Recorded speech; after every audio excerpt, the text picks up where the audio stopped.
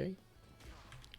What was happening there? Did you press something? Oh, you pressed stand heavy punch, huh? Looks. I think I tried to do crouching heavy Oh, punch. crouching heavy punch. Okay. Okay. And that's probably too close for that. Yeah, yeah. So something to keep in mind is spacing should generally dictate what kind of buttons you're pressing, especially when both players are in neutral state, right? So where we were at here, like Blanca's crouching heavy punch reaches like here or something, right? It goes pretty far. Yeah, it's just Um, 9 frames, so it yeah, gets kind of hard to do when people are like super close and you're not at the tip. right, right. So I think if you had pressed a crouching medium punch here, you probably stuff this. So if we take a look, so I'm gonna do this, and let's take a look. Maybe something like this, something like that, right? So again, it's really more of a spacing thing, right? So I don't know if it's necessarily like a whiff punish reaction, if you will. But the idea there is that when you're at this spacing, right? Any button from Ken here will likely, like, other than stand heavy kick potentially, but Ken's like to use stand heavy punch or crouch and medium kick, right? So if you think here, this space, they're going to press a bigger button, you can potentially stuff it with a faster button, right?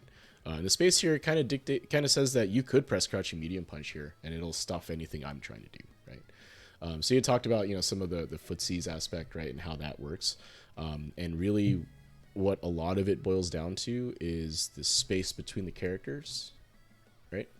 And then potentially frame data, but that's kind of secondary, right? The reason I say it's secondary in this situation is because both players are in neutral, right? So there's no actual like advantage as such, right? So it's really just spacing dependent. The frame data comes into play when you get closer. The speed of your move will start to dictate what you can and can't do, right? And we see that example here because you go for a 9 frame move, which is actually faster than Ken's 10 frame right here.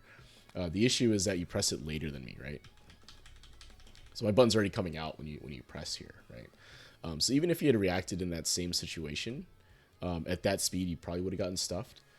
But had you preempted and pressed your crouching medium punch because I'm getting too close, that probably would have gotten me, right? So we talk more about the footsies aspect once we get a few more examples. But this is kind of one situation where it's like, okay, they're at this spacing here. What button should I press, right? What button do I need to? What button should I be using to kind of stop them from advancing any more forward, right? And so generally speaking, as the player's moving closer, you want to press something a little bit faster, right? Because if you go for that big button, it'll get stuffed, and that's kind of what happened here, right? You get counter hit out of your crouching heavy punch. Oh, I take that back. Actually, you try to press Yeah, crouching heavy punch I again. tried it again. It looks like, yeah. Yeah. Okay. So again, just be careful here, especially at this spacing now. That's definitely too close, right? I think. You did just get hit, and I'm at some advantage after that, right? Because I had just landed something, right? The stand heavy punch. So obviously this, even though I'm +8 here, the advantage kind of goes away a little bit as I walk forward. But you can see the spacing. This is even closer than the previous interaction, right? So crouching heavy punch may not work there. It may work if I'm backing up, right, or if I'm being passive, right, and I don't want to continue walking forward. But I think you've seen that I'm not doing that, right? I'm walking forward when I have advantage, right? So yeah, so you can see what's happening, right? Is that and this is more the footsies aspect, if you will, is that the spacing where I'm trying to get you to stand, right, is typically outside of most of Blanca's better, faster buttons, right? Like is crouching medium punch and crouching medium kick, right? I'm kind of standing outside of that for the most part. So use the fireball there. And then even in this spacing here, I kind of block down here to make sure you don't slide on me or do any shenanigans, if you will. Yep, yep. And then back up a little bit, and now we're playing at a space where I think it's uncomfortable for Blanca to try to press buttons, right? Like I'm outside of range of your crouching medium punch, I think. I think crouching heavy punch might reach, but it's a little bit committal, right? And I want to say it's some level of minus. At least it's your turn's over if it's on block. Yep. And you'd have to do something like a hop. I could react to it, right? And a slide, I can't react to slide, but if I'm kind of walking and blocking low, you won't tag me with that, right? So I think that's why this is what is forcing the situation where you're like, okay, now I have to do some shenanigans to get in because I can't get through. And a lot of it just happens to be space, right? Space control here. Yeah. And the way around that really against like a Ken player and any player in general is kind of just walk forward. right? Yeah. The idea here is that as you move, right, this is kind of like general footsies advice, if you will, or neutral game in general, but I think people like call it footsies in this case because you're not really using like slides and hops and Blanca balls or whatever, or Ken not using Dragon Lash. A lot of what goes into footsies is really being able to understand what the opponent wants to do when you walk into their space, right? So like when I walk into your space, I don't know if we'll see if I do it here. You tend to back up, right? Like as I walk up, you tend to kind of walk back a little bit out of range of the button, right? I think I pretty much get like the cover attack part of the Footsies triangle, but Mm-hmm. the walk forward part of it, the walk forward and press buttons, that's something I kind of struggle with. Mm-hmm. Mm-hmm. If you had any like examples or like wisdom to share Yeah. along the way, like where to So I take mean, that space. Because I know yeah. I back up a lot because I want that crouching medium punch range, Mm-hmm. but I also don't know what the. I know I need to walk forward more Mm-hmm. to throw you off, but I just don't really know what to press or like how to approach Yeah. it. All right. So the part you were talking about, I'll use Ken here just because it's less more familiar to me. But typically, like the when we talk about the footsies triangle or whatever that everyone talks about, right? You talked about you understand cover attack, right? So basically, as Ryu walks up to me, or we'll have the Ryu stand there, but as I walk up to the Ryu, he's gonna press something like this to stop me from coming in, right? So that's cover, right? But this is a response to someone walking up and pressing a button, right? So typically, when you consider like how do you walk up and press a button, you just walk up into the range and you press it, right? The trick though is that you need to be at kind of the tip of that range, right? So like that's a little too far, still too far, but like right here it's probably gonna hit, right? Something like that, right? Yeah. And the reason why the cover attack works is because as they're walking up and pressing their longer range button, you as the opponent are pressing a faster button to try to stuff it, right? So most characters, when they press their longer range button, they have a hurt box that extends, right? So if you look at Ken here, I don't have the mod to show hurt box or whatever, but if you look at his model, right, most characters will kind of have some sort of part of their body that goes forward, right? If you look at the like Ken's lats, right, in his right hip, it moves forward, right? So when Ryu does his crouching medium punch to try to stop it, that's what his hurt box is interacting with, right? Typically, also recover attacks, you'll be seeing buttons that have like good disjoints, right? So like Ken's crouching medium punch here, like the actual tip of his fist, like is the hurt box, right? And it sticks out a little bit more than the actual hurt box, right? So that means it's a bit of a disjoint, right? Okay. So in order for you to successfully do this part, right? You have to walk into range. You have to walk into the correct range and press the button, right? Also, the opponent has to not necessarily be ready for it, right?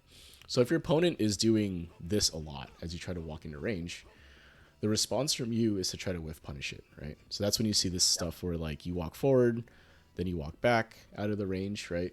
They press their button and then you tag them low, right? Or tag them with your whiff punish button, whatever that happens to be. Maybe you whiff punish with this, right? Maybe you whiff punish with this, whatever. But the idea is that you try to bait them into pressing the button. They press it and then they get whiff punished, right? So the reason I bring that up this way is because in order for this to be effective, the opponent has to kind of be scared of pressing buttons. Does that make sense? Okay. Yeah. Right? Yeah. So like if you have consistently whiff punished me or are consistently whiff punishing me as I try to stop you from walking into my range, what's going to happen is either I keep doing what I'm doing and die, right? Because I keep getting hit. Or I make the adjustment to not press, right? Assume you're going to walk in and out of range, and then maybe I try to walk forward and press. Or I just wait, right? And that passiveness is what makes this work, right? This passiveness of like, oh, I don't want to press a button as they walk into my space. That's what allows this to work, right? Okay. So you have to kind of establish that in neutral, playing that grounded game. You have to kind of establish it, right? Because most people will, by default, will just kind of walk in and out and try to clip you as you're walking in and out of range, right? And like, it makes it really difficult to walk up and press because they're always walking up and pressing as well, right? Yeah. And I think again another thing is that the overall space does kind of dictate what button you can press, right? So like for Ken, for example, like his longest ranging move is like 12 frames, right? So I can't really press this up close because Ryu can just press literally anything at that point and stuff me, right? And beat the button, right? So that kind of dictates that I have to be at this range to press it, right? Now, if I'm up here, right, I can press something like a crouching medium punch, right, or even stand light kick, right, to try to stuff whatever Ryu's doing, or even as an approach, right? I can walk up, press that because it's fairly quick. But again, to answer your original question of like how do I walk into someone's range to press the button, the answer is you have to try to make them afraid of pressing buttons in the first place, right? And the idea behind that is to be able to try to whiff punish, right? So a lot of times what that ends up meaning is that you do have to kind of have an idea of how much space the character that you're playing, again, like your opponent's character, where they want to be standing for their buttons that they're using. But for the most part, you know, if you're standing outside of that range, for most characters, it's kind of be like around here, I think. So this is obviously this round start neutral, like 3/4 screen or whatever. Typically around here, right? Somewhere in this range is going to be outside of most characters' longest reaching normals. So I feel like I'm standing here, right, and I do my stand light heavy kick. It's very close, but it misses, right? So something in that range, you want to try to establish you standing at. And yeah, this is more of like a general idea. For Blanca, I think it might be a little different because you have access to things like hop and Blanca ball. But if you're trying to play a little more grounded, that's kind of where the spacing you want to stand at typically ends up being. Now, you have to lab this a little bit to see where, for your character, you kind of want to be standing. I think for Blanca, standing in like the crouching medium punch range is probably more correct. And the reason for that is because it's faster than most heavies, right? And it'll beat most heavies if people try to walk into your crouching medium punch range and press their heavy. You'll be able to stuff it with your crouching medium punch, right? That's the cover attack, or you cover with this, right, into drive rush or whatever else you want to do there. So yeah, I think hopefully that answers your question. I know it's a little tough it's a long-winded answer for such a simple concept, but that's what ends up happening. Yeah, the thing I struggle with on Blanca a lot is just crouching medium punches, so like heavy in his gameplay. It's sometimes hard to pick other things that might be a little bit faster because of. Yeah, something like this, right? It's 8 frames. It'll stuff most heavies, I think. And the range is pretty good. I think it's cancelable too, right? Light punch. Yep. Yeah. It's a good button. Yeah, this one's good too, right? Right? Yep. I think this ends up being your check. Let's see. Yeah, like this, right? So like if you're standing like this range, like the reason this button is so good too is because like the hurt box kind of moves upward a little bit, right? So anyway, standing at this range, right, and trying to whiff punish with crouching medium punch is probably the way to go. And then once that happens, then you can start doing stuff like this, right? Like walk up that or right, stuff like that, right? Plus, Yeah, because at that point, like even though the range on this is actually pretty good, right? For what it is, for what it does, right? Because it's plus on block and all that, but it's hard to get in range to do it, right? Like if I'm walking up like this, Ryu's gonna hit me with like a crouching medium punch or something, right? But if he's afraid to press buttons because I've been consistently doing this, right, or whatever it is, then right, it becomes a little easier to just to walk up and do that now, right? So that's how you build that into the game plan, right? That's how you open that avenue up for yourself, right? Okay. And again, I'll say that a lot of that also is very dependent on your opponent playing that Footsies game with you, right? Like you can't play Footsies against a Ryu that is constantly jumping at you, right? Right? Like, yeah, if a Ryu is playing King of Ryu or literally any other character, right? Honda's always headbutting, Blanca's Blanca balling, right? Ken's dragon lashing, right? If the opponent is doing that, then there's none of this activity happening, right? Instead, you're focused on checking and stopping those things from happening, right? So like this whole neutral aspect and Footsies aspect doesn't work until they stop doing the neutral skip stuff, right? Yeah. So, and I think even in Diamond, high platinum, low diamond, even in mid diamond, I think there's still a lot of that. Even in Master, to be honest, there's a lot of it still happening. Yeah. But yeah, what you have to, in order for you to get to that whole concept of us stopping you from pressing buttons and all that stuff, you have to be able to stop someone just doing this, right? Like, because you'll die, right? If you can't stop this, you'll die, right?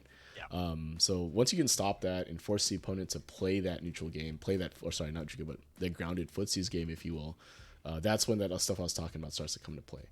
But until that point, I think it's more important to just know the neutral skip tools that people have and be able to stop it, right? Like be able to check drive rush, right? Be able to check Blanca balls, random balls, that type of thing, right? Because you saw what happened when we were playing. Once I was able to kind of demonstrate that I could DP the rainbow ball, that I could stop the Blanca ball, right? So that some of these slides and hops are getting checked. You kind of had to change your game plan to kind of do this more, right? And then from there, I was able to win because, you know, I play in that space a little bit more, right? So, you know, that's what comes out of that, right? Is you have to stop that stuff first, and then you can develop, you know, and then you can play footsies with your opponent, right? And do the mind game layer that you will that comes with that. But yeah, cool. Street Fighter 6.